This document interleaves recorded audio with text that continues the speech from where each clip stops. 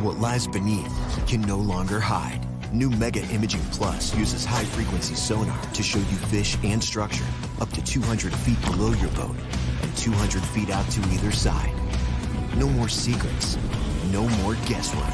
Just a clearer picture of the world below, down to a fish's species and direction. Because more detail means more of this. Only from Humminbird. This segment is brought to you by Yamaha. You never know where it could take you. Yamaha. Conquer water. All right, here we are. We are back, and I'm going to introduce to you a great panel. I kind of introduced them just a few minutes ago, and it's I'm going to start off with from the youngest, I guess, of the panel, Averie Rose. She's coming up on this panel, along with Cara Carmichael, McGregor, and Mariko Izumi are all on right now. Real lady anglers. Vita, oh, Victoria, I'm sorry, I keep calling you Vita. Look at you guys. All right, so I just want to welcome you guys all here because this is the first time we're doing this on a lot of different levels. So like, and we're excited. And you know what? You guys are bringing all kinds of different dynamics of fishing together. And you know, Mariko, I see a lot of sunshine behind you.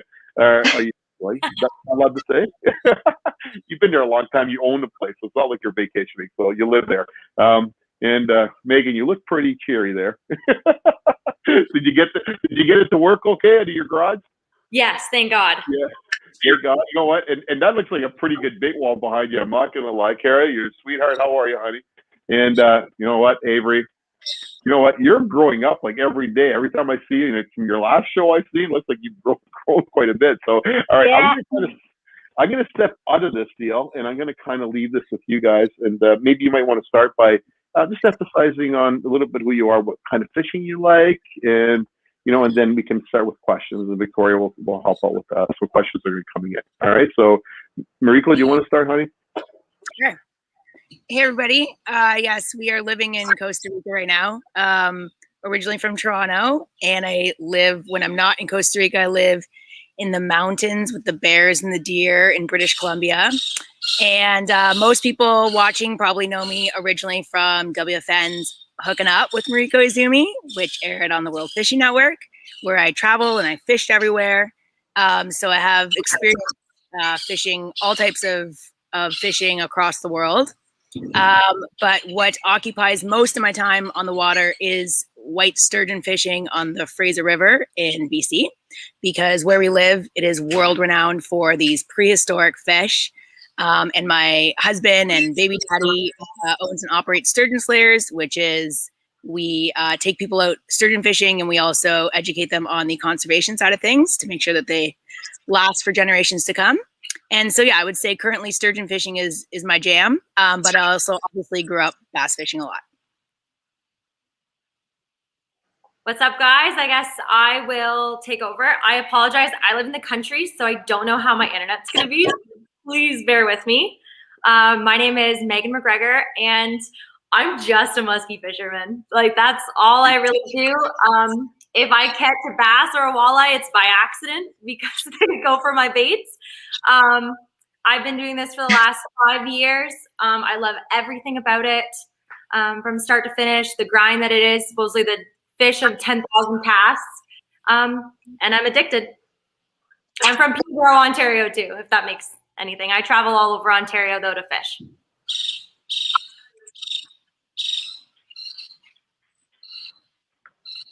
Cara, you want to go? Oh, yeah, Cara can go, please. Yeah.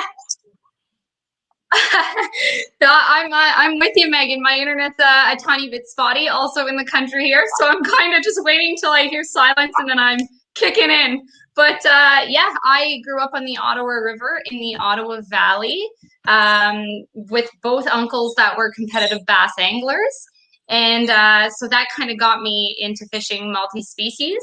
But then I met a couple friends that turned me into a competitive bass angler. So I bought my first boat a couple years ago and started competing throughout the Ottawa Valley, which gets really fun. And then in the winter, I kind of went on some south vacations and ended up doing some saltwater fishing as well. So I kind of went across the board between saltwater and freshwater. So It keeps me busy.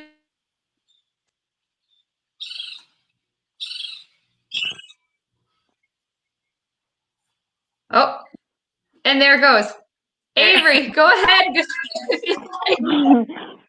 Welcome to So the United I am from Southern Ontario. My home body of water is Long Point Bay, and I've been fishing for a very long time. The first time my dad took me out, I was only a week old, and I absolutely love it. I love fishing. And a few years ago, my dad and we started a YouTube channel, and that grew. And I do a lot of bass fishing. It's probably my favorite species to fish for. I'm a multi-species angler, but bass is definitely my favorite species. And I have a show, a bass fishing show on WFN and the Sportsman Channel here in Canada, and on Bell 5 TV called Hooked, which is all about bass fishing. Nice. Awesome. Do we have a moderator coming in, or are we supposed to just chat, Victoria? Okay, I guess we're supposed to just chat. You know? Are you on the phone with Victoria too? No. Oh. No, I was looking at the Facebook thing. Okay. So for anybody who's watching right now, what we were told was that, Hey oh, there we guys. go. Okay, there we go. Okay, so I'm gonna come in and out. I'm kind of just gonna pop out of nowhere and ask you guys some questions. But just while we're getting everything going and all the questions that we do already have some questions coming in, I'm gonna kind of stack up a few and I'm gonna hop back in a few minutes. So if you guys want to talk about maybe like your top, if you like top fishing lake, or certain species that you like, your go-to species or the one you prefer to fish the most, we'll start there, and I'm going to hop back on in a few minutes with a couple of questions for you guys. All right. Awesome. Okay, so I'll take over. We'll just stick to the same order to keep it simple, probably with the delays on Wi-Fi and stuff, right? Okay. So, as I mentioned before, I grew up bass fishing, like all of you except for Meg, who you're super into muskie. I was surrounded by bass fishing since I was in diapers. My uncle, my dad, I think it's pretty obvious for anybody who's tuning into this, are hardcore bass fishermen. Yeah.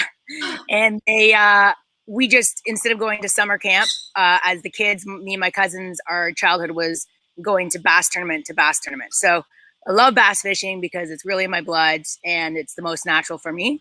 But fast forward to now, and I'm in my 30s, and I have a husband and 2 kids, and I take my 2 kids with Kevin out on the Fraser River, which is this super long lake that goes into the United States as well. And we fish for sturgeon, which, as I mentioned before, is a prehistoric fish. Coming from Ontario, until I met Kevin, I actually didn't even know what a sturgeon was. They do have some lake sturgeon more east, but this is different. We catch them tiny when we're doing research. I just posted a pic of a 37 centimeter one on my Instagram today, but they get up to 11 feet long. So hundreds and hundreds of pounds. And when they're bigger, my favorite thing about sturgeon fishing is you don't want to hurt them. They've got a lot going on in their body. So you get in the water when you catch one to properly measure it out and to release it. So instead of bringing it in the boat with you, you become the fish and get into the water. And it's a pretty surreal experience to be in the river with this super large prehistoric fish. Another good thing I like about it is it's good for taking families out because you don't have to be hardcore because it's on the river. There's never any kind of like intense water conditions, right? You're not going to get seasick or anything like that. So for beginners, it's actually, even though it seems different and intimidating, it's actually really good family type of fishing because there's always calm waters and you can stay on the boat if you want to. But that's about it. You can obviously always follow Sturgeon Slayers on Instagram. He posts a lot about all those adventures. And again, we're really big into the conservation of it. So we work with local and provincial and federal governments to try to pass bills so that the handling of the sturgeon and practices around the habitat of the sturgeon are kept at a standard that is to not kill them, basically. So we're super into that, and we will teach you about that when we come out. But yeah, that's what I love doing. Sturgeon fishing is super sweet, but I also will always love bass fishing, of course. Over to you, Meg.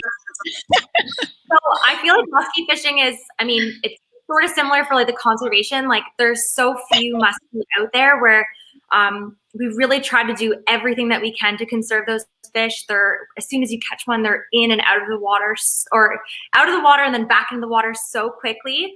I actually, on Lake St. Clair, you're not allowed to fish for sturgeon on the Canadian side, but I know people on the American side that fish for sturgeon.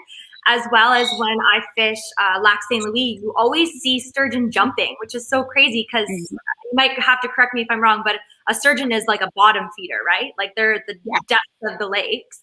So it's so crazy to see them like come all the way to surface and jump out of the water. I'm always excited it's a muskie, but it's a sturgeon. So I guess for me, I'm a little bit different. I didn't really come from a family of anglers. To be frank, I've always loved the outdoors. My dad was always so great at bringing us out fishing and doing we had this yellow banana boat that we would go out with the family, and it was so much fun. My grandfather also had a sailboat, and we went on a huge trip to the Mediterranean. We would throw out lines out the back. I did fall in love with it then, but I just never really was around it until I met my now fiance. And we were living on Lake St. Clair, about like 20 minutes from there. And I think I quickly realized when I was the one asking to go out fishing with him, how much I fell in love with muskie fishing. There's nothing wrong with any of the other species. I just find that when you hook a muskie and it's either if it's trolling or casting, it is the biggest rush of your life. Like you're fishing and you're hunting for that predator fish. I don't think that there's anything else like it, but I don't want to discriminate. I know that there's tons of other species out there as well that are just as fun. I just like muskie fishing. Muskie is super hard. I've only gone a couple of times and I've never caught one, but I've just like the next day, my arms and shoulders and everything is on fire because it is the fish of 10,000 casts, right? Mm. Yeah. So I assume it's a super satisfying feeling when you do land one, because it's like you have to put a lot of effort into it. Yeah, the amount of hours that you put in to catch one muskie is a lot, and it's depending on the lake. Again, I think I fell in love with it so much, like Lake St. Clair, and this is kind of a controversial thing. Some muskie anglers don't like Lake St. Clair because it's kind of like the muskie fishbowl. Like it's in between Lake Huron and Lake Erie. So they all kind of just like pool up into there. So some people say like there's a lot of muskies in there. So I think I got lucky that I started muskie fishing there because I would see a muskie once every like 3 days. You know, I wasn't going weeks and weeks without seeing one. So it got me hooked quickly. So, and then it made me fall in love with everything else around it. And I'm part of Muskies Canada, which is also, like you were saying, about conserving the sturgeons. We care so much about the research. We care about conserving these fish so that they continue to reproduce and we get to continue to catch them. Nice. I'll stop talking now. Cara, on to you. Well, I'm very envious of you both. You both fish a species that I have yet to kind of get into further. Mariko with the sturgeon. That is awesome. That's on my list. I've snagged a couple by accident bass fishing, and that is a whole other story with catching them with our gear. But another thing, of course, same with the muskie. A muskie is not a species that I have targeted quite yet. But every time I do, you know, even though I got bass equipment, but I'm trying to keep, you try to keep them in the water and try to handle them as least as possible since I am not set up for that. But one day I'll show you the muskie. But it's crazy that muskie will eat and like they'll eat the bass. Like I've heard of the biggest muskies being caught on walleye jigs and like bass lures. It's crazy. So yeah, exactly. But for myself, like I say, I do the tournament season. So how I ended up getting into that was I started fishing pro-ams. I started fishing. So how that works as a tournament is obviously you catch 5 fish for a combined total weight. So I got into it fishing basically in a circuit with Andy's. It was Andy's circuit actually, and you draw a name. And I got to fish with super cool people. Bob Izumi, obviously himself, a great friend of ours. And yeah, so you draw the name and you fish with new people. So you learn a technique from these pros, I'll say. Every person fishes differently. So you're constantly learning. I think in this industry, everybody's a beginner. Like for me, for the muskie, kind of the same thing in the sturgeon. I would know nowhere where to start for that. Bass is primarily my expertise. So to start into that and to learn from all these people, the basics, and then to go from there and see where you end up, I think is extremely rewarding. You know, when I started fishing bass, I had one rod, a 7-foot medium, and I threw everything on that. I threw soft plastics, I threw spinner baits, and it was fun. You know, you catch a big pike on that, and it was a heyday. And then I slowly learned, okay, I want to target a certain species and a certain, ecosystem, I'll say. So largemouth, all of a sudden I needed heavier gear because I was starting to flip and pitch and all that stuff. So as you learn as you go, is kind of where I ended up today, which then I decided, you know what, I want to make my own decisions. So I went out and bought, you know, what I have now. I have my 18-foot Triton, and started making my own decisions. And that's a whole other ball game, because when you do fishing tournaments, you start off in a morning and you go, okay, I have a plan A, a plan B, and a plan C, weather permitting. And then you take off and you realize, oh no, I got a boat on my plan A. I have another boat on my plan B, and my fish aren't gone in my plan C. So then all of a sudden you're just starting somewhere and you're fishing. And then that's where technique and everything then starts to come into play. And you know, what's really important for me, and I thought this was a really cool photo to share, and I think it involves all of us, was I started doing many seminars, schools and whatnot. And I think it was 2 years ago, I got asked to go into a palliative care unit. And that was life-changing, I think, because I did this seminar and I'm showing photos and I'm talking stories, and this gentleman, and he's older, he's elderly, and he says, I want to show you something. And I go, okay. And no word of a lie, I go into this little room where he's in his last weeks, I'll say. And he has a dresser, he has a couple photos. He had to pack up his whole life and come into this last little bit of his life. And you know what he had there? He had his 8-pound walleye mounted in his room. So what he had left, he brought his fish, and he told me that story. And that is true, because these are the memories that you create to go for what we do. Like Mariko, right away, first thing that comes to mind. I was with Mariko when I landed my very first sailfish, and in Costa Rica. And yeah. I totally forgot about that moment until you, and now I instantly remember. I cannot believe that was my birthday. That's one of my favorite things. Is obviously I love catching fish, but one of my favorite things is to be on the boat when somebody else catches the first whatever species. It's almost more exciting to like watch that. And I totally forgot. It was so awesome.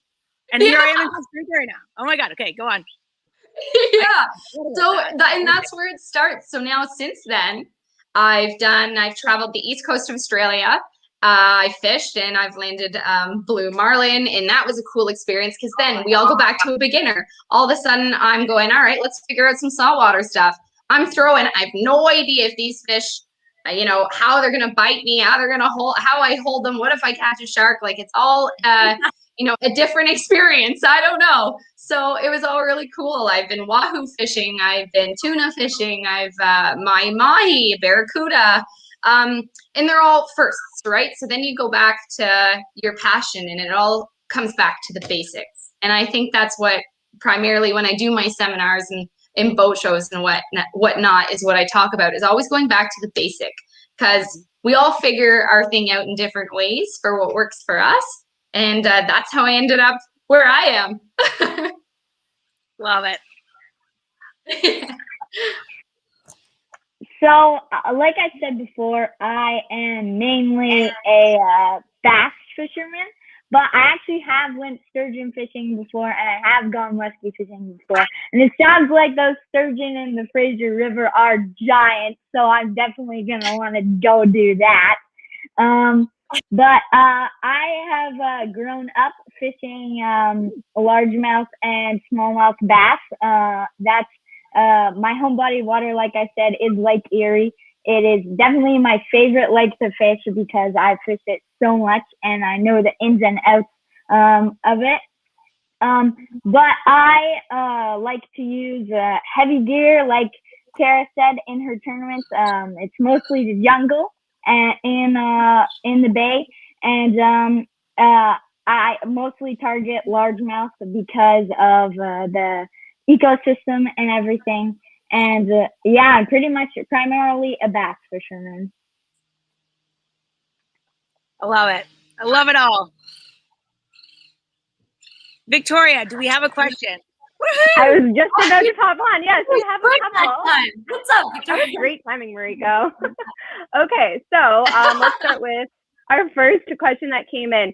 So do you guys prefer to fish in the summer or the winter, or are you kind of like a year-round, weather doesn't matter, I'm going out at the end of the day and I'm catching whatever fish hooks on the other end of that line? Okay.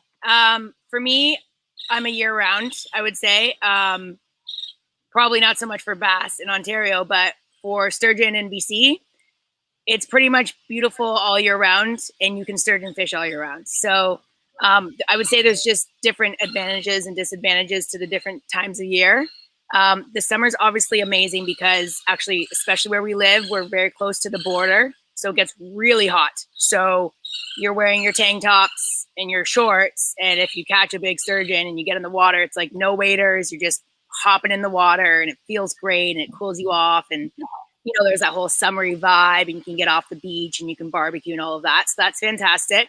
But sturgeon fishing is still really awesome. And like January, February, March, April, you just pack a little heater that you keep in your boat on propane, and that does the trick. And obviously you wear a bunch of clothes, but it's still, and you bring along your waders, but the fishing is still pretty stellar in the winter months. So personally, also as a mom with 2 young kids, I just want to get outside as much as I can with them to just get their energy out. So I can't really afford to only bring them outside in the summer. I have to bring them out all the time. So in the winter, like just before we moved here, we were doing a lot of sturgeon fishing in January with the kids and our little propane heater, and it was great.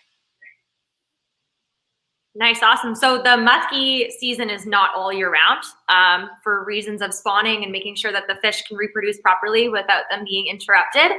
I fish from June to December. People think I'm crazy in the winter months, but it happens. It's when the fish are the biggest. It's my favorite fishing. It's also when I have the least favorite fishing of how freaking cold it can be.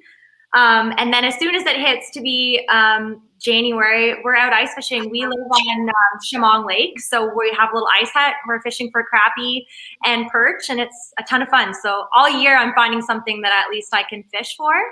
But again, there is in the summer months, it's so much fun because you can be out there in a t-shirt and you're angling and not having to worry. So there's an ad there, it distracted me.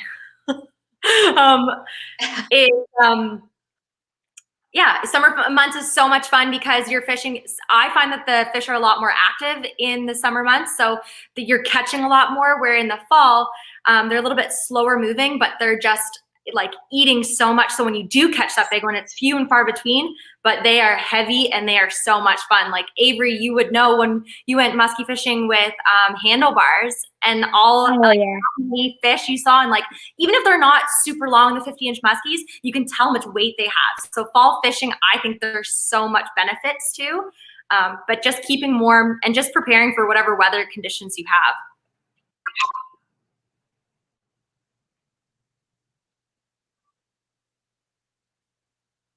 Yeah. So for me, it's all summer. Smallmouth, largemouth, I'm game. Let's go.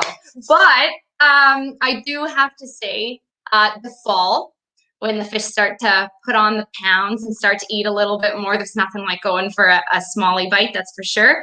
So I'd say that is ideally what I like to do. But my runner-up is chasing the lake trout through the ice. I don't know if you guys saw the last photo I did.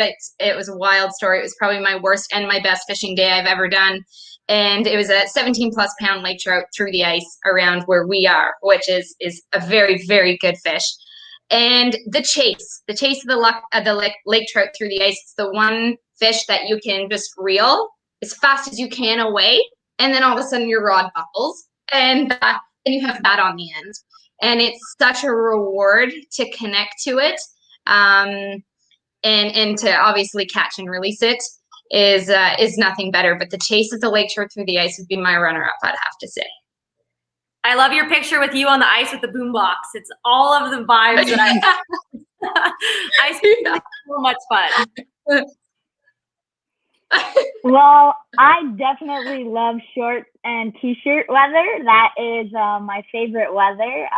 I am not a big fan of the cold, but I do like ice fishing. And during the winter months when bass is closed, I usually fish for a lot of panfish like perch and crappie because they're just easy and they're fun.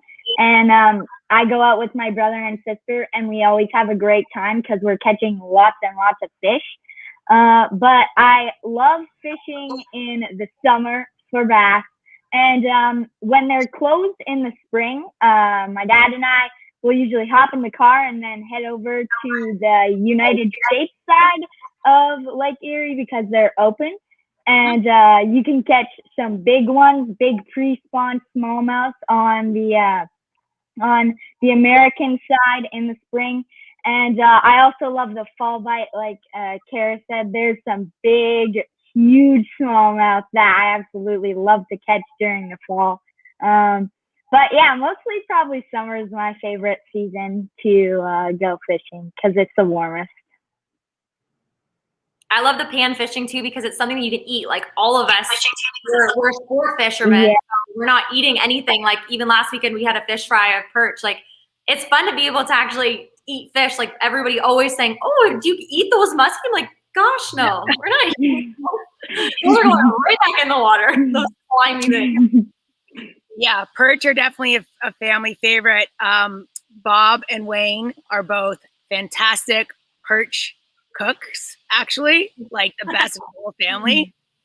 So ice fishing is definitely good for that, right? To just like stock up on a bunch of perch and then have a big family feast. Yeah, those are good memories. Oh, yeah.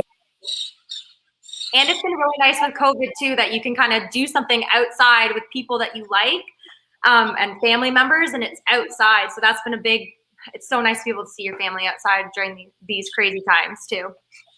Totally. Okay, so we have a couple more questions. They're just like all grouped together. I'm trying to find the one that I was just looking at here. Okay, so what was your most memorable experience fishing, and who was with you when everything happened? If we're going with the order, does anybody else want to go while I think about this? Oh, hard. Okay, I'll go. Hold on.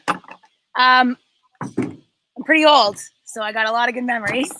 And because of my TV show, I'm never just fishing with one person. Like I fished with, hundreds of people. So that's probably the hardest question you can ask me. So I'll just keep it simple and bring one up that I had with my daughter, because obviously I can just she's the star here. So that was 2 years ago, and she was 2 years old. And so we sturgeon fish out of Hope, BC, but you can also go further east into desert area, and it's called Lillooet. And it really is, it's kind of like being in a desert part of California. And so the landscape is really different and it's really dramatic. And so we didn't have my baby Tiger yet. It was just me, Yale, and Kevin. And we went actually Kevin was doing some work there. So we met up with Dad, and she'd been sturgeon fishing before. So we brought both our kids out in the water since weeks old, obviously. But this trip was the first trip where she could really like take part in reeling in the sturgeon and just understanding it a little bit more in depth. And so we perfectly found a small sturgeon because, like I say, they can get up to 11 pounds. Obviously, a 2-year-old isn't going to be able to handle that. So we found a smaller one. So she's reeling it in, and she gets it, you know, with our help. And so it's probably like, it's hard to show on the screen, but this big, let's say. And up until then, we would always just hold the sturgeon and get her to come in close, right? But this time we were like, okay, you're old enough. You got to learn how to hold the sturgeon and you can't hurt it and all that, right? So she's like this little 2-year-old. I can't remember. She might have still been in diapers. I can't really remember. But like super tiny. She's a tiny girl too. And she's like clearly nervous, but she puts on her game face and she like goes for it and is listening to Dad about the handling. And so the thing about sturgeon is they're gentle giants. They're pretty relaxed, but they have scoots. So super hard edges on the top of their body, really spiky. And she got caught on one. And so she started bleeding on her little finger. And so she starts to cry. But Kevin and I are both like, wait. We have to get a picture of this moment. Hold it in, just hold it in. And so she's watched me once or twice do my job. And so she's like clearly just put on her brave face and like posed with the sturgeon in her hands and her little finger bleeding. And she's like clearly wanting to cry, but she's smiling at the same time. And we snapped the picture and then we like, okay, good job. And then we took it and we released it. And then she had a release and it was adorable. And just like a proud mom moment. So I'll leave that as my favorite sturgeon fishing memory or fishing memory. So cute. Oh, there's so many.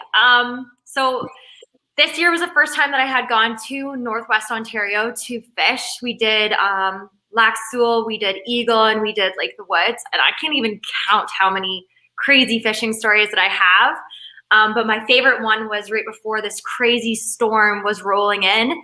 And it's my favorite figure 8 bite. I'm assuming that you guys like to have a fish bite right beside the boat is the most exhilarating thing because you fish for so many hours without seeing anything that you almost start giving up. For me, it's like right as soon as I'm about to give up, this freaking monster, and it always feels so much bigger than it actually is. But when that fish hit my figure 8 right beside the boat, it was like the most magical moment. That was like my first like real figure 8 fish that I didn't even see it follow in after my lure because the water was really murky. So it was just like almost Jaws out of the water. And I couldn't believe I actually hooked it. We got it in the net.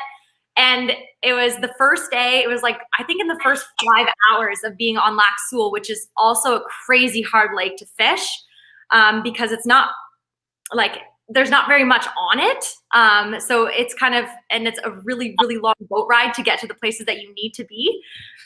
So overall, I was just so excited to catch it. It was so much fun and it really started our trip off in such a good momentum and we just kept fishing from there. So that was my favorite and it was just because it hit right beside the boat and that happens. You can catch them right beside the boat and so many times they get off. Like just because you hook a fish doesn't mean you're bringing it into the net. So that was really exciting for me. I'm envious of just watching you guys talk about your fishing stories. You're both all smiles, so it's awesome to see. I miss fishing so bad, like musky fish. Yeah, we all can't wait to get out there. I have 3 that kind of just poke to mind. They're all really short and easy, really stories. But one is obviously I fished with my uncle. So, I mean, again, just listening to you guys talk, just even watching them catch, it's just as fun for me and the time on the water and the family time. And it's everything. It's the sunsets, the sunrise, everything makes for a perfect day when you're with people that make you happy. But some memorable stories and one of my favorites. Well, one was a saltwater one, and it was a 350-pound blue marlin in Australia. Oh my God. And huge. And I wouldn't say we're the most prepared. We were very prepared. It was a guided trip, but there was 3 of us, and the 3 of us couldn't handle this fish. So they have me strapped in, and then they're holding me by the harness. So that was pretty memorable. The pictures were were quite entertaining on that way. And then you catch it, and it's too big of a fish. It's too dangerous for the fish. The fish is too tired to actually land. So once you bring it in, we snap a couple photos at it boat side. So we keep it in the water and till it has the strength, and then we push him back. But so all that work for a couple photos boat side, which was awesome. But knowing that this fish is way stronger than I am, people are holding me and I'm harnessed, and bottoms of my feet were sliced open from it dragging me across the boat side, because the chair was not working for me anyway. So I was basically crouched down with the rod jabbed under me, being pulled while I have two men holding the back of my harness. So I'd say that was pretty memorable. But my other one was the one I was talking about with the lake trout. Sorry, how long did it take to get in? To get into the boat. About 3.5 hours. Biggie. Oh my gosh. We kept putting the boat reverse. We actually called another boat so we could have help, because in situations like that, as Mariko knows, the boat goes in reverse.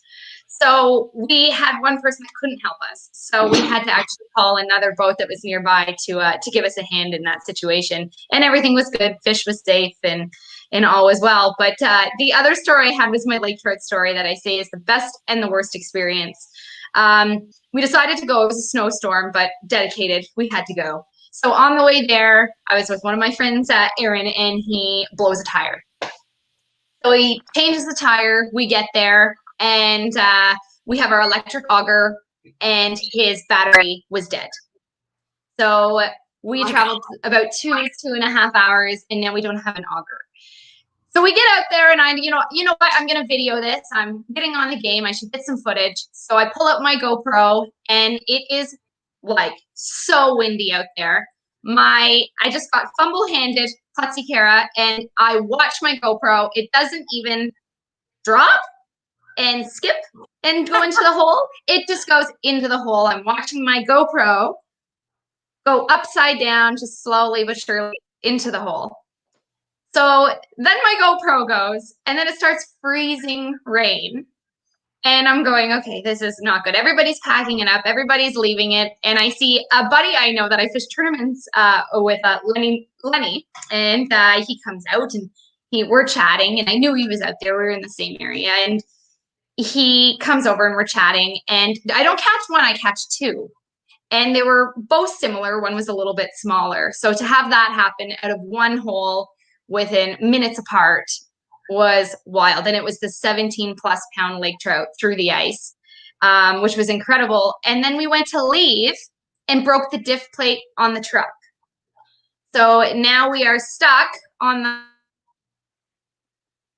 get towed, where we get told because of the snowstorm, we're stuck there for the night, where then we had to get our truck towed 2.5 hours back the next morning.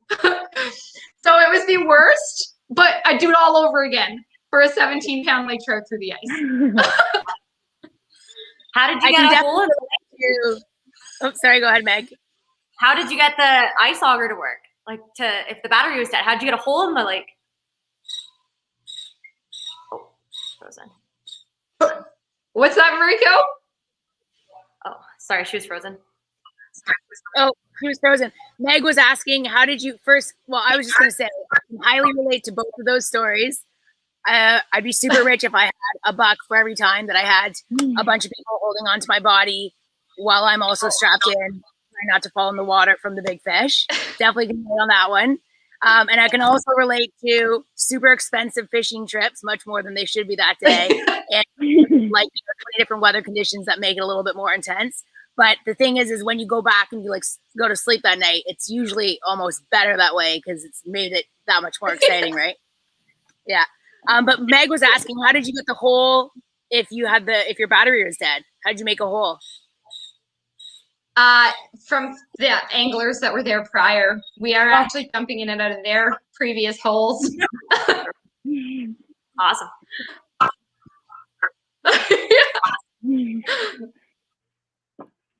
Well, I have a lot of fishing stories that I absolutely are very, very memorable. But one of my favorite stories is my biggest fish, which was a sturgeon. Went on a guided trip with Anthony Morosini, and it took me 45 minutes to reel in. I think it was almost 6-foot sturgeon, and it was around 140 pounds. We didn't have a scale, but we measured it, and it was a crazy fight. Definitely one of my most memorable. And another one of my most memorable trips was actually my very first ever tournament that I fished, bass fishing tournament, was I think 2 summers ago. It might be 3 now. I don't know. It was a while ago. I went out with who I like to call my fishing coach, Paul Castellano. He took me out and we went out of Turkey Point. It was a Turkey Point tournament, and I had actually been struggling all day. I only had 1 fish out of the 5 that were in the boat, but about an hour or so before it was time to go in, I caught my biggest ever largemouth bass at just under 5 pounds, and it really helped out the bag, and we ended up winning the tournament. It was so crazy, such an awesome moment. Definitely one of probably my most memorable moments, because it was not only the first tournament, but we also won and the biggest largemouth I'd ever caught. It was so much fun. Definitely my most memorable. Sweet. I'm so envious of you being so young and having so many cool stories already. Very cool. I hope my kids get to be just like you. I'm going to make them like you. They're not going to have a choice. They're going to be fishing. Hey, you have awesome stories, Averie, and also the fact that you... Oh, we're freezing. Oh, Victoria, you're muted.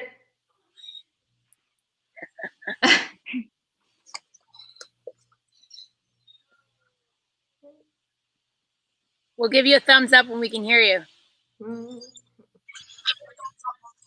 Yeah. When she's gone. No, Averie, what I was saying is you have some awesome stories, and I love absolutely seeing like the thrill in your sister as well is so cute. You're such a role model for her as well. I think it's very cool to see. Yeah, we get very, very excited when we catch big fish. Clara especially. Clara and I, we've made a pretty good team, I think. She can be something sometimes. She loves fishing, and she is crazy. That's what I love about her, though. That's all. How old is she? Pardon? How old is she? I think. Oh, she is. She turns 10 in March 1st, so her birthday's coming up. Okay. That's awesome. Averie, we have to go fishing this fall. Averie and I were gonna go fishing this fall, but it ended up being like a 55-kilometer wind day, and that's definitely the worst thing about fishing is the weather conditions. So we're definitely gonna go this fall. Can you guys hear me now? Yeah, okay. So we have a question for Averie. As a young and upcoming angler, how important is it to have social media presence? And what is your advice for other younger anglers coming into the game? So my advice for other young anglers coming to the game is bug your parents. So growing up, I always wanted to go fishing, and one trip, my dad actually we were gonna go carp fishing early one morning, and I slept in, and when he got home and told me that I missed out on fishing, I was very, very upset, and I was crying my eyes out because I didn't get to go with him. And so I bugged him, and I made him take me out not too long after. So just tell your parents that you want to get into the sport. And another thing that I would suggest is don't, if you're very young, go for species that are very plentiful. Like when I take my brother and sister out, we always go for panfish, because Clara, she'll stand up in a boat and cast for 8 hours if she wants to go bass fishing. But my brother, he gets a little bit more impatient, and he's not as into the sport as my sister. But when we go out for like species like perch and panfish of any sort, then we always have a good time. So go for target species that are more plentiful, and yeah, that's what I would suggest you to do. Okay, and I'm back again. That was a great answer. Megan, so someone has asked, what's your favorite muskie bait, and which lake is your favorite one if you can go to any of them? What's your dream day on the water fishing for muskie? So my dream day on the water is anywhere in Northwest Ontario. Like, the fishing out there is incredible. Like, there's so many different variations of the type of muskie fishing you can do out there.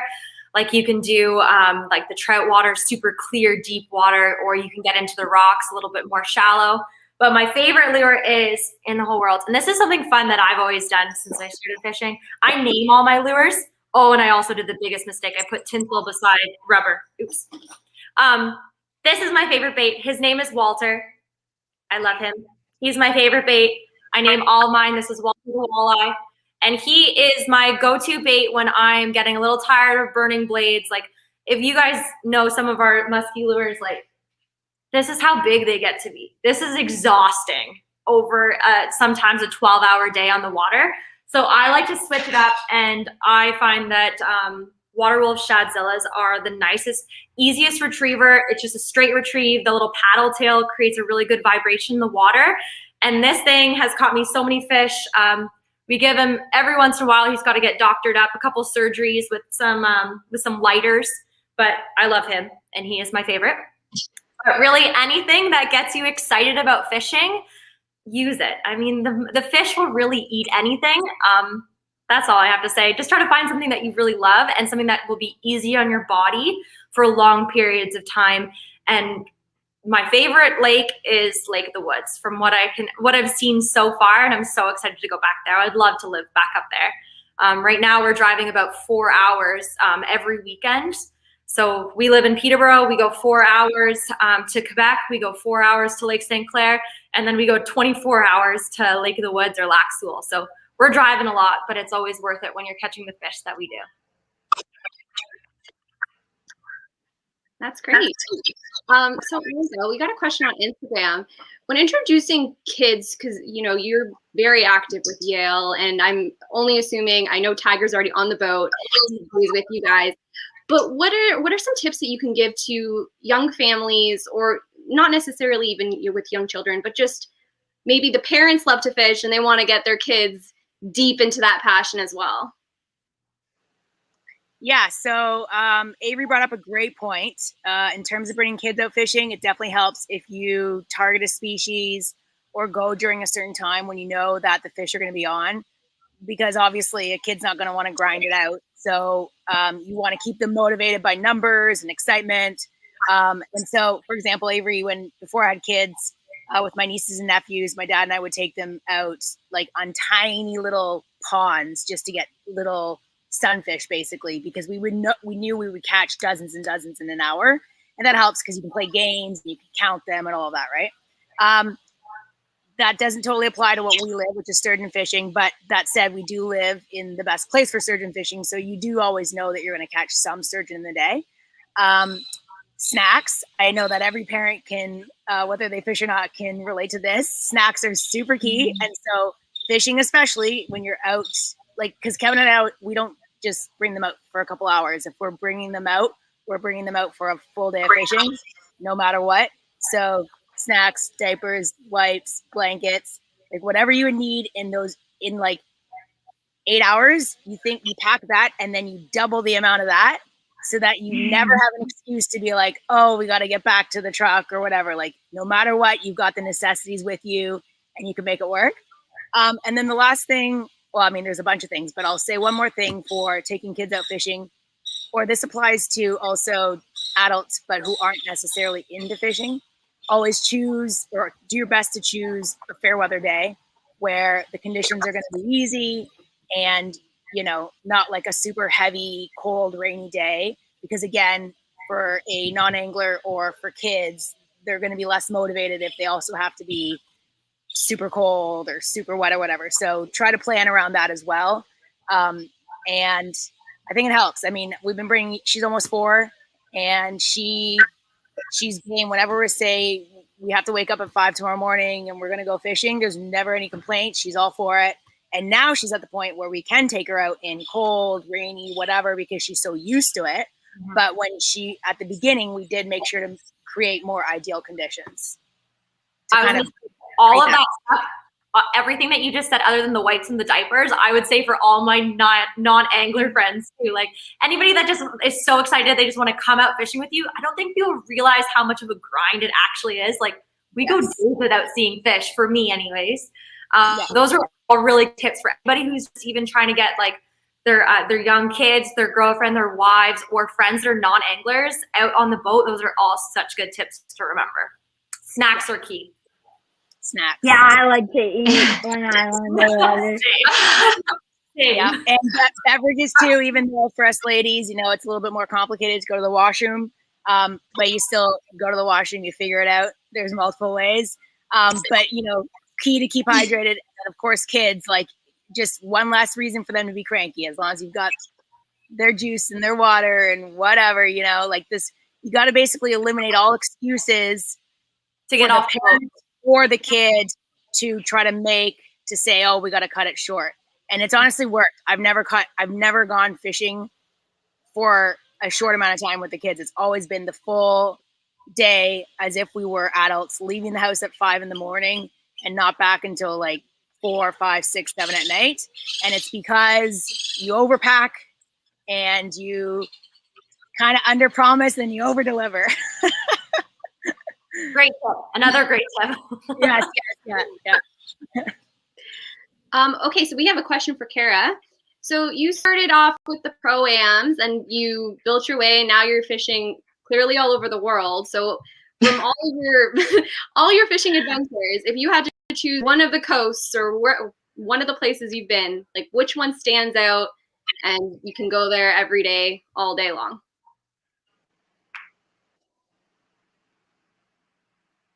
Oh, Vic, can you repeat the question? You cut it on me there.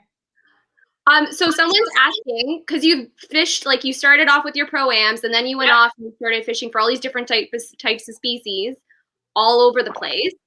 Where was your favorite place that, like, if you could only fish one place, where would you want to be? And what are you fishing for? If I could only place one place, where would it be and what would I be fishing for? I would have to say it would be around here. There's so many little hidden gems for largemouth or smallmouth bass. We have great bodies of water. Well, like Averie, like Lake Ontario, Lake Erie, awesome. Constant Lake, Newborough, Big Rito, they're all some of my favorites. And it would be intermittently to target the largemouth and the smallmouth because there's so much completely different ways to fish them and so many different techniques to do, whether you're throwing lures or soft plastics. I think that would be my ideal. I have to go back to my bass fishing because that's in the blood. But like I say, like when I started bass fishing, I started off with one rod, and now I might be at 18, maybe 20 for all different specific techniques to learn. And that all started with one thing. So like as an example, ice fishing last week, I was out for crappie and I'm getting hit and couldn't figure it out. I'm like missing.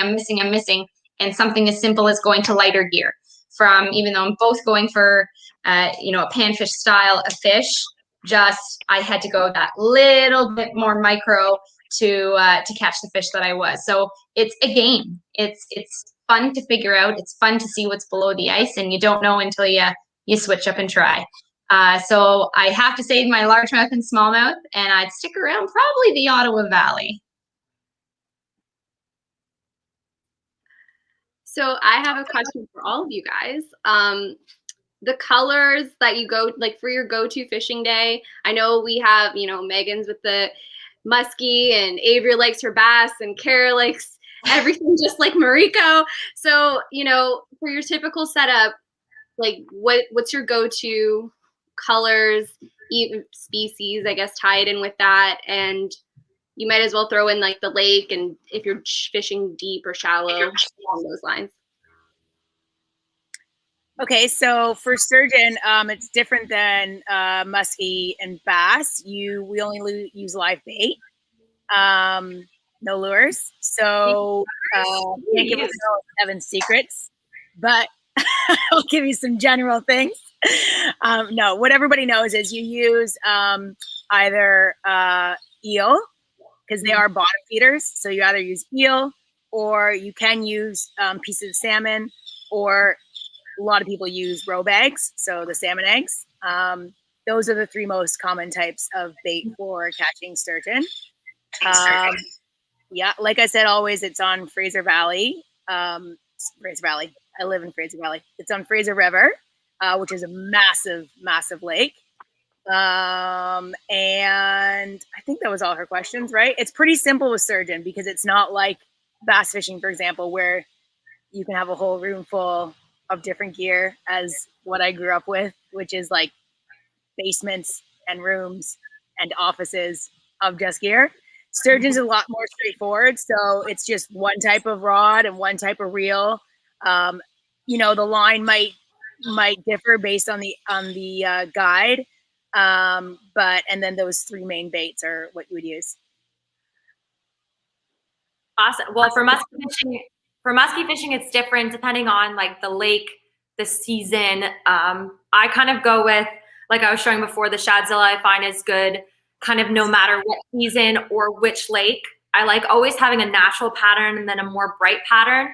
I also try, my absolute favorite colors are chartreuse and orange, like for different types of blades. Again, smaller blades like 9s and 10s.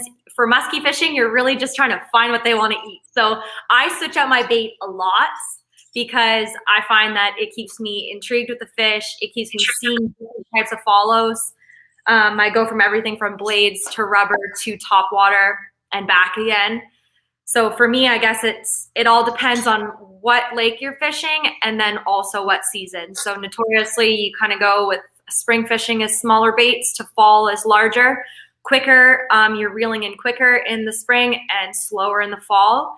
And for me, that keeps me out there for a really long time. Having really good gear, I'm hooked up with a 9-foot rod from Shimano, the new Skix, super lightweight with the Tranx 400. I find it's, for me, the best setup on the market to keep you out there longer so you can have your lures in the water so you get more strikes. Those are my tips. Awesome. So this is a kind of a cool example of how I break down some your favorite color. So often in bass fishing and fishing tournaments, we hold fish in our live wells. Well, often we can see what they bring up. So that is a great example of to learn the species that you're going to fish. You want to learn where they live, what they eat, and go from there. And that's how I tend to pick my colors. So as an example, I happen to have a couple things in front of me. This is a great example. And I actually, Bob used this example on the show that we filmed in Mattawa. And I have the Berkeley War Pig, and the color is like a craw color. So I tend to stick with something that I see to eat. If I know it's you know, craws, I throw oranges, and I'm not afraid to. My second runner-up color would be like a green pumpkin. So I always tend to go with the natural. Right now, I just have the general in front of me. A green natural color. I always like to throw in a fleck of some sort, whether it's purple or blue black or you know, something like that.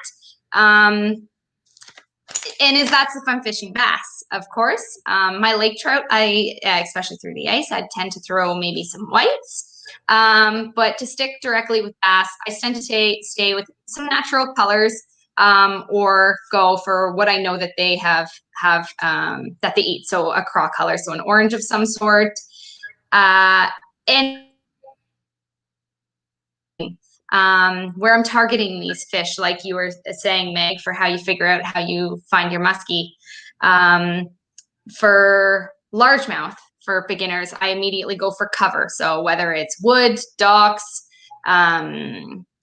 thick pads, whatever. And then for my smallmouth, I tend to stick around rocks or islands or drop-offs, which we have so many resources for people out there to check that stuff, like Navionics and people to follow to figure this stuff. As long as people do their homework, they'll find where these fish are, or what they're eating, or what turns them to one thing or to another. And I think that's a big thing, is moving and switching what you're using, and you'll eventually figure it out. Like something like this Berkeley General can be used so many different ways. It can be used Texas style, wacky style, Nico style. So for people that are starting, is to figure out how to do it, which YouTube is a great resource, because you throw it, and a lot of people, this is known as like a dead stick bait kind of thing. Well, a lot of people, you'll see throw them and then reel them in. And I won't say it's wrong, because I've seen somebody catch a 4-pound smallie by using it as a jerk bait. So I will never say it's wrong. Do what you do. But for me, it's something that I will let go on bottom and hop back in it with a very slow retrieve. 1 second. In the summer months, I mostly target largemouth because I literally live down the street from the boat launch going into Long Point Bay. So it's just easier for me because it's right there. And I absolutely love topwater frog setup, heavy rod. I got my heavy Shimano SLX rod and reel combo, and I usually use a jackal. I believe the popping frog is my favorite one. There's a whole bunch of different frogs, but the popping frog is my favorite one. And because I live in near Long Point Bay, it is completely jungle, all weeds, all pads. So frog is probably my favorite largemouth bait. And then for smallmouth, I absolutely love jerk baits. My favorite one is a Jackal Rerange. I believe the color I like is white. I don't know the exact name, but that is one of my go-to baits. If I had to use only one bait the entire summer, it would definitely be a jerk bait for smallmouth, because it's just so fun to watch them follow it and smash it. I've used them so much, and I've actually gotten one stuck in my thumb from using it. So be careful with treble hooks. I suggest you use pliers to take them out, not your fingers. And I also love in the fall. One of my go-to baits. I've caught my biggest ever smallmouth actually on a tube, but it was on a drop shot setup, because my dad told me, Averie, you're not allowed to use tubes anymore. You use them too much. So I improvised and I put a tube on a drop shot hook, and I caught a really, really big smallmouth on that. So definitely the tube, the jerk bait, and the frog are probably my favorite. Nice. I love using a tube even for muskie fishing. Like we have, look at these. Oh, it's stuck. Like they got huge. That's giant. It's so big. No, I think this isn't the big sexy, but there's one that's even bigger than this one. So that's like the same size as the fish I catch. Meg, yours are just the most hilarious thing to me. I feel like we're like a stand-up comedian, and then you're just like this big like cross-dressing diva with your lures. It's like you really stand out. You got a lot of extra pizzazz, girl. Well, choose. You can't have too many. Yes. Okay, guys, we're going to go literally for a 30-second break. We're going to come right back, and there are 10 more questions that just came in, so hold tight. To me, it's about priorities. I'm never going to look back and wish I had spent more time in the office. So I look for chances to disconnect, to reconnect with what's important, to remember what life's really all about. So make a splash. You never know where it could take you. Yamaha. Conquer water. And we're back. Okay, so Where did you go? I had to turn the heat off in my garage because the fan was too hot. I was just doing jumping jacks. I'm freaking freezing. So we've been asked one question several different ways. So basically the question is, out of all the places, like what's the next next lake on your bucket list, or the next lake you want to go to, whether it's this summer, if COVID allows it, or, you know, just generally, like what's the next spot on your bucket list to fish, and what species if it's not your typical species? For me, I wouldn't say it's a lake. If you're asking me like truly like bucket list item, for me, the bucket list item is Seychelles, flats fishing in Seychelles, fly fishing for bonefish, hermit, and all those really crazy tropical, crazy looking fish. That would be my bucket list, and something that I actually have not done because I've done a lot of it. So the downside is it takes like 3 days to get there and a lot of money. So a true bucket list item for me. So I didn't know that was my bucket list, but I also want to do that now. I also really want to go sturgeon fishing, so I'm definitely coming out your way. Over here, yeah. For musky fishing, for me, I really want to go more. I want to really try to target the Ottawa River this year. So I want to try. I'm probably going to go on a nice guided tour with John Anderson for Musky Bait Factory, his guide services. I'm really excited to do that. I just want to try waters that I haven't fished, because musky fishing is so different for whatever lake you're on. So it's almost like, again, I only really fish for musky. So for me, going to different lakes makes it feel like I'm fishing for a different species, because they all act so differently depending on which lake you're on. So really, I just want to try new lakes. I think for myself, I would go down to Florida or Mexico and go for some big bass. So there's big largemouth there. So I'd either hit like El Salto or some big lake to go for some big bass. Even a peacock bass would be pretty cool, as I haven't caught one of those yet. A goal for me is to fish all of the Great Lakes by the time I end high school. And so I've only ever fished Ontario and Erie, so I got 3 more to fish.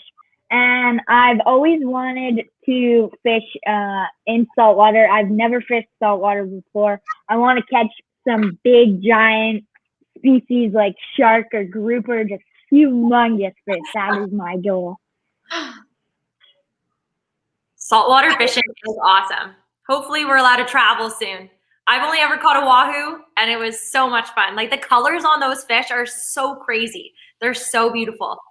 The closest at Lake St. Clair, and Averie, you would know that the water is so blue on Lake St. Clair. That's like the closest to a Caribbean fishing around here. Mm-hmm.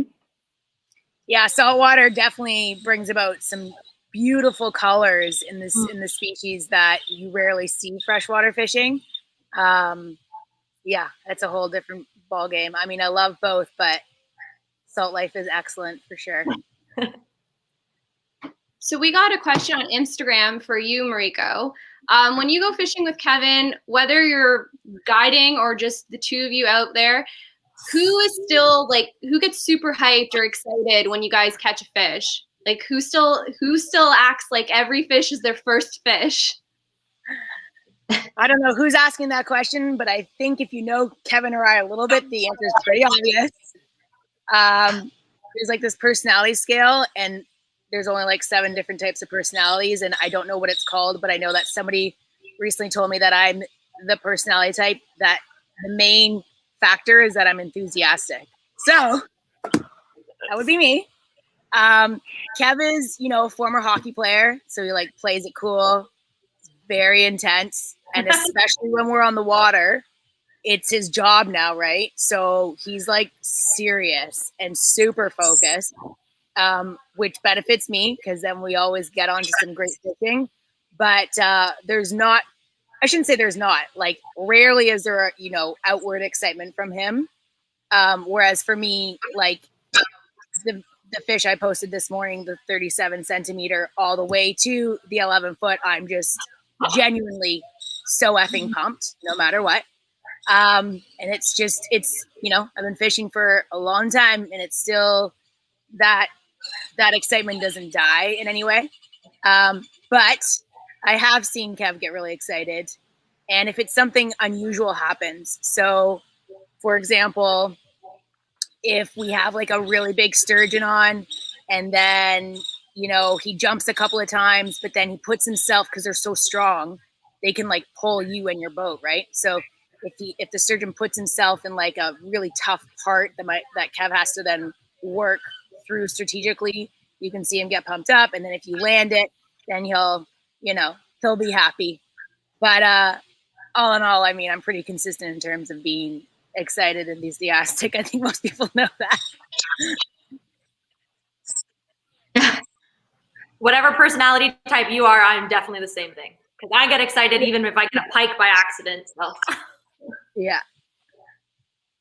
So someone came on here and they want to know what's the craziest or most embarrassing water story that you guys have experienced till today?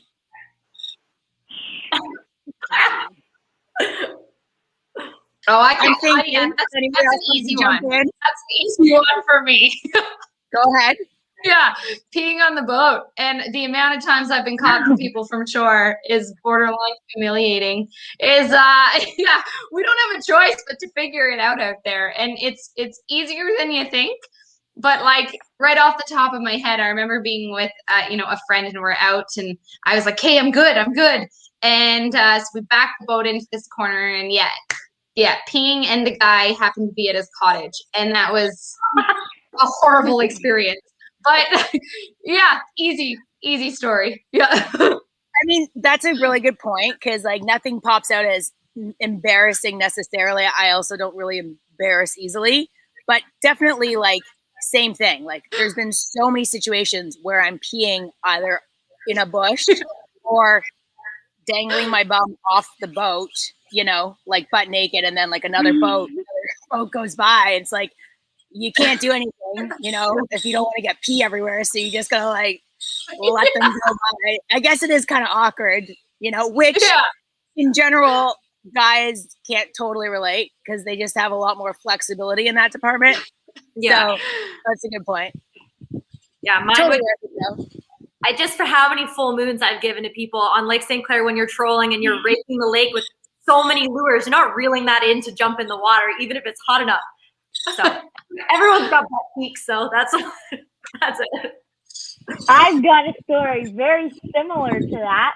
I was actually I was filming a commercial with my dad for an underwater camera, and we were trying to catch a carp, and I had to go pee, and I was leaning off the side of the boat, and I fell in, and it scared me so bad.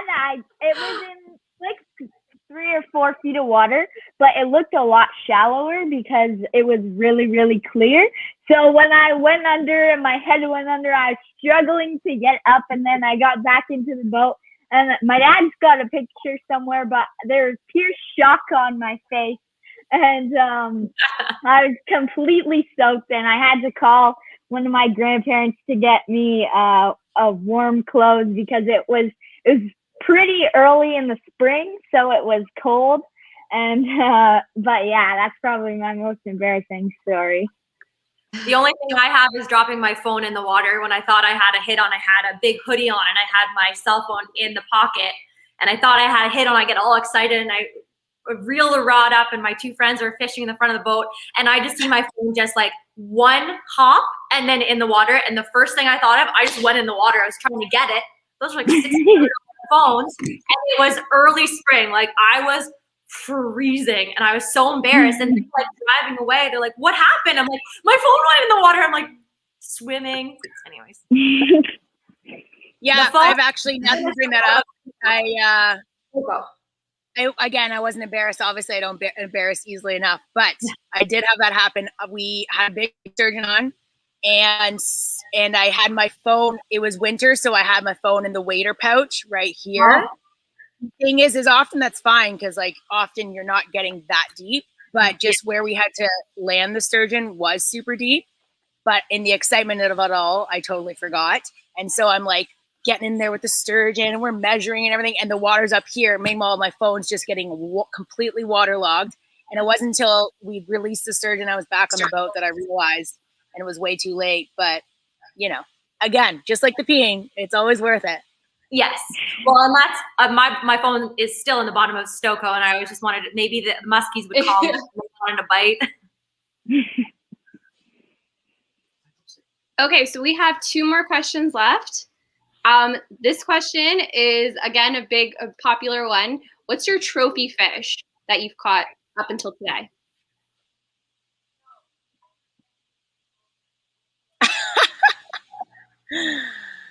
I'm not sure what one I consider my trophy fish. I think because I've caught a lot of big fish, but you know what? One that stands out in terms of like a really big size is actually my very first Pacific sailfish I caught here in Costa Rica. And it was in 2009. And Cara, you know, it's just like a crazy experience because you're usually like, honestly, 2 hours drive, like really fast on the boat. So like super far in the middle of the ocean. So it's really intense, usually with big waves. And it takes a lot to land it. It takes a whole team from the captain to the mate to everybody who's on the boat. It takes the proper gear, it takes the proper strategy. So then once you do land or hook one on, it's like complete organized chaos and very intense. And anyways, I caught that Pacific sailfish and it was probably like 350 pounds. And the tricky thing is as you're saying, Cara, like often you have to just take a quick pick on the side of the boat so you don't hurt them. Like you can't take that time in like a lot of other fishing to bring it in and get a proper shot. So I don't even have a picture of it, but it was super memorable. And I think I would consider that a trophy fish. My biggest muskie is a 49-inch muskie, which is literally as long as me. It's crazy. I'm still really hoping for my 50-inch, my trophy muskie. I've had so many shots at it this year that it just couldn't get in the net, which sucks. But just because my longest fish was a 49, I think my biggest was that story that I told that it ate right beside the boat on Lac Seul. Just because a fish is long doesn't mean it's as heavy. So the 47-inch fish actually ended up being, or it's like 47 and a half, was definitely much heavier than the 49-inch muskie. But honestly, any fish that I catch casting feels like a trophy fish. Like I just absolutely love the rush of catching a fish while casting and beside the boat. Yeah, I think my fish was the 350-pound blue marlin from the east coast of Australia. And same thing, like you had said earlier, Mariko, is you spend all that time on getting these fish. You're tired, exhausted, thrilled, ecstatic, and you get this fish to the side of the boat. You take a couple pictures of it by keeping it in the water and just keep it safe and then push it back. Yep. That is a very hard one for me because I've caught a lot of big fish by my standards. And I probably the sturgeon, like I said earlier, my biggest fishes I've ever caught was a sturgeon or the bass that I caught with Coach Paul, the largemouth. Or maybe there was a smallmouth I caught. I went out with Simon Frost, and we were targeting big, pretty smallmouth, and I caught a 5-pounder on a Tuesday, and that was insanity.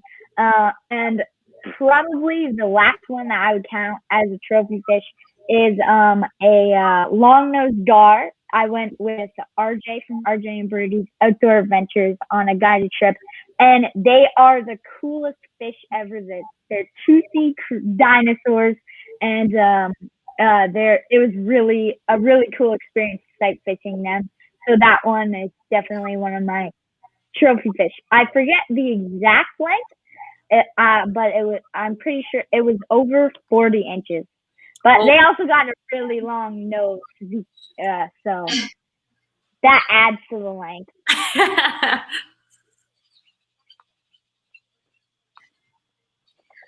Okay, well, those are really impressive. I'm not gonna lie. All of you guys have great, great experiences. So I guess our last question for girls who are trying to get into the industry, launched, and besides recreational, like they want to get into the professional side of it, or just become almost like an influencer or involved in the industry. And what are their next steps? Like, what do you recommend for these girls? Or what, it doesn't have to be just girls, anyone that wants to move forward in the industry. What do you recommend for these people to do? My number one piece of advice isn't necessarily like super business specific or specific strategy, but is to sound so cliche, but be authentic. Just be you. Don't try to sell or pitch like something that you think that people want to see, just because it's not sustainable. If you are you from the start, and whatever it is that you're selling, it'll eventually take hold, and then you can just do that for the rest of your life if you want to, because you're being honest about it. And so nobody can ever call you on anything because you're just being you. And I know it sounds so cheesy, but I've found it to be super helpful in this pretty long career so far. I would say for me is like find people that are so passionate about the same thing as you. Like for me, I have such a great community of either women anglers with the Ontario Women Angler Association, which is so amazing. There's really good outings. Oh, sorry, there's an echo. Oh, I can't focus if I'm also hearing myself. Yeah, finding like the people, like kind of like your tribe that also likes what you like is so important. Finding the associations that fit the type of species that you're in. Like I'm in Muskies Canada, I'm in Ontario Women's Association. I also am a part of a whole bunch of different types of great brands that all love the same kind of species. So for me, it's like, for me, I would suggest people to find their niche and be authentic is definitely a huge one, Mariko. And to have a platform to communicate with like people, like, right? You just want to, connection is so big right now that having an Instagram or a Facebook that you can connect with people and answer questions and find the people that like what you like also will help you. Yeah, I agree. Those were awesome answers. And I think that's a big thing. This is a question that I'm asked a lot, actually. And it can kind of go in two steps. My main thing, I think, for me is, of course, is to spend the time on the water, or whether it's summertime or whatever time of year it is to spend the time out there and to do it. Because as all of us that do fish, how many times are we actually out there where we do post a photo? There's lots of times that we spend this time on the water that we aren't as successful, or we got rained out, or we had a storm, or we got skunked, or whatever. Like if you look at my social media, okay, it looks like I posted a couple fish. I've been out fishing every weekend. It's not that I haven't been successful, but that's the point, is once you spend that amount of time in the water, you're going to catch something that you're proud of, that you're going to want to show, and then you're into the next step of showing it. Okay, so now you're taking photos of it and you're catch and releasing it and you're talking about it and you're telling your stories, and people like stories. And that's where social media comes in for people to ask these questions. And then that comes to the next step. 90% of the people ask on your photos, where did you catch that? Or we've had the question today, what did you catch it with? And these are all things that are a part of it. So I'd say spending the time out there is number one. Is to have fun with it. Don't make it a job, because if it becomes a job, then that's tough. It's a hobby for us. We love to do it, and that's why we do it. And it does become a job for some of us, which goes to my next thing, is then you get sponsored. Whereas a lot of people go, how do you get sponsored? Well, we spend the time out there, and I don't consider it pro staff. I say promotional staff, We're out there to promote the companies that we like, that make us successful, spend the time on the water. And for people that are getting into it, there's many things out there to teach you. For beginners, I'll go to there then. Like you said, Ontario Women Anglers, that's on a woman's topic. Originally what Vic said. Cabela's and Bass Pro have seminars all the time that you can come in and catch one or two to learn, whether it's the basics, whether it's tying knots, whether it's matching baits with rods, or going to a certain species, a certain technique. Is you start in a spot of what you like to do, and at the end of the day, it's spending the time on the water, and that to me is what will get you eventually to where you want to go. Those are all very, very good answers. But like what Megan said, get to know people. I've had a lot of mentors that have helped me out and got me where I am today and taught me so much about the sport and about social media. And they really, if you have people that kind of are already in it and they know what they're doing, and it will really help you become better. And if you want to be in front of the camera aspect, always practice talking. When I first started out, I would not be able to say a single word on camera. I was always nervous. I went out with a guy on YouTube called Tyler's Real Fishing. He's got a big following, and he had been doing it for a very long time. And when we went out, he did his introduction to the video, and was like, it was incredible. I was so shocked after he'd finished talking that I couldn't say a word because I didn't know how to follow up after how good of an introduction it was. So just always be practicing, and of course, always have fun, like Cara said. Those are all great tips. Guess who's here, guys? You know what? Oh man, I feel like Charlie, and these are my angels. Anyway, that's all I gotta say. You know what? I'm gonna tell you. In all fairness, I've had the opportunity to deal with a lot of anglers at all stages of their careers. It doesn't matter who it is. We've watched them all, whether it's Corey and Chris or every one of these guys. Like, we've watched them from all the different levels come into the events and come into these situations. And Victoria asked the question of how do you get more involved? The only way you get more involved is by doing more, and being yourself. Like, you know what? I think you guys all proved one thing, that you guys are all yourselves. The hard thing to do in a situation like this, and I'm hoping Mariko comes back on, and I'm sure she's watching, is you guys all have different dynamics, right? So like whether it's bass or whether it's muskie or whether it's sturgeon, the fundamentals are all the same. You're having fun out there, but the thing is I truly believe that we need to get you guys on individually, talk to you, and really get you talking about the avid stuff about muskie fishing, about bass fishing, all that stuff. It's important, and also get more involved in sturgeon, because we're just kind of all over the place. Not because you're doing, but we are doing, and bring you guys together. And I think it was a great opportunity to show what kind of people you guys are. You're amazing, right? I've listened to stories. I'm not going to lie. You guys really made me blush with that embarrassing thing. So I can't wait to hear a bunch of guys with that question. Like, I don't know. I still don't know what to say on that. Being a father of 2 girls, I totally get it, right? So, but you know what?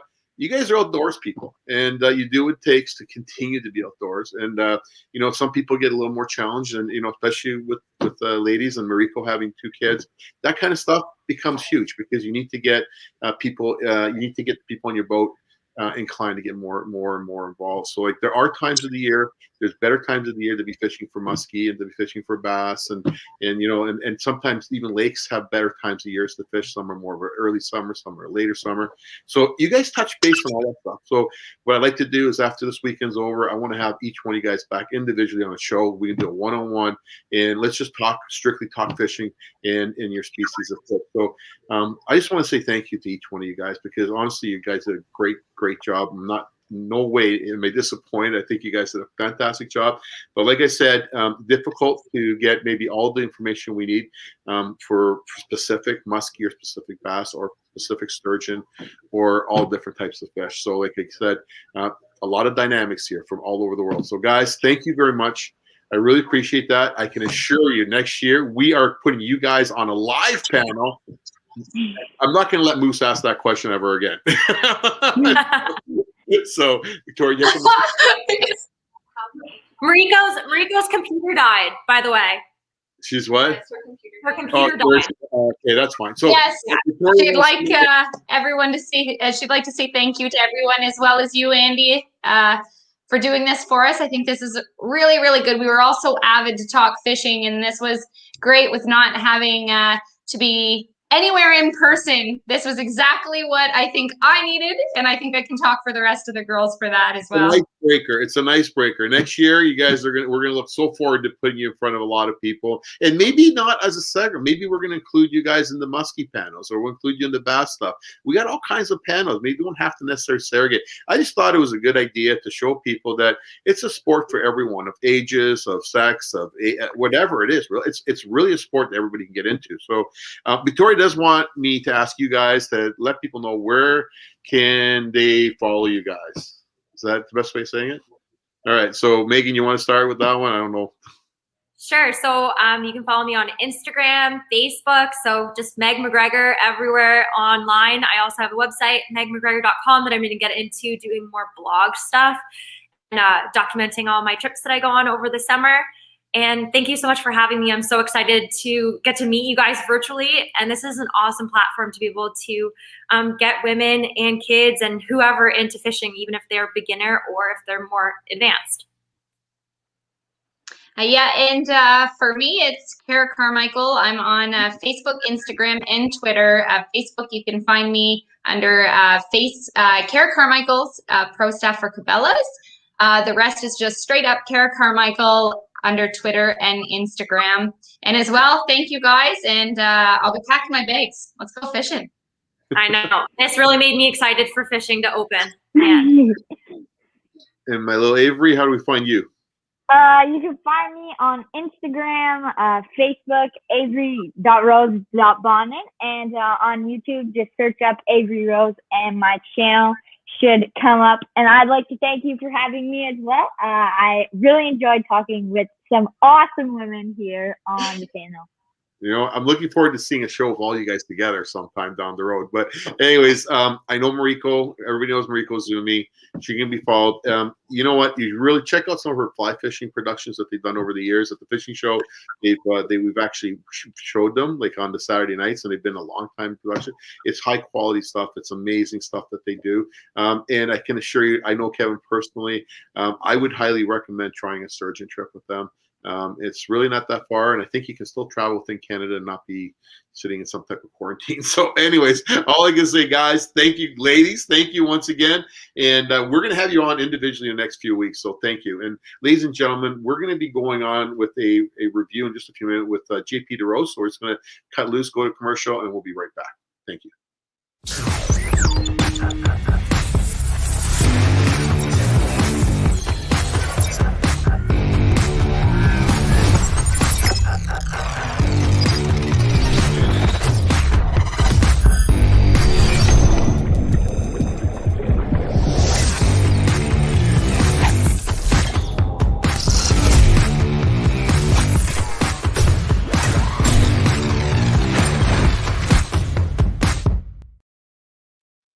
And I'm back. All right. So a lot of things have been happening here today, and we're pretty actually happy with the way things are going because this is a lot of it's new to us, and we just have so many rooms, and we have all kinds of commercials and all kinds of things that keep you going. And we also have our little hiccups that actually Victoria and Nicole and Darren have doing a great job here in the background, making it all run as smooth as it can.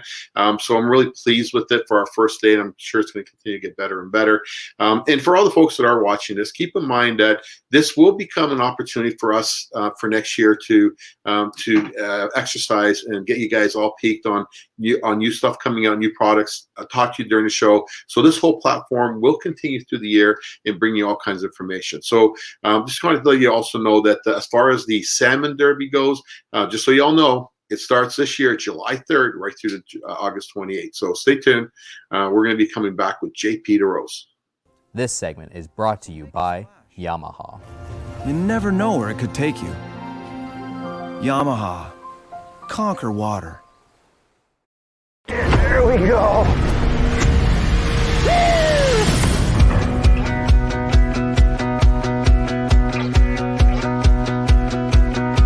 I'm a spark, I'm a fire, hit the start on desire. Oh, there you go, there you go, there you go, there you go. It feels to be free. Hold my breath, walk a flame. Now I won't be the same. Just like that, hunting for walleye. Oh, wow, dude. Yeah. Good way to start the morning. Beautiful. Yeah. It's my life. It's my life. And I'm living like the whole wide world is an open road to drive. It's my life. It's my life.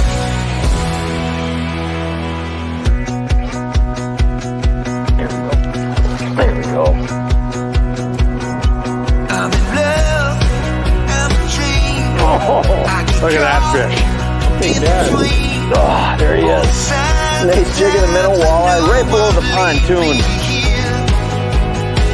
There we go. Oh, look at the size of this beast. Unbelievable.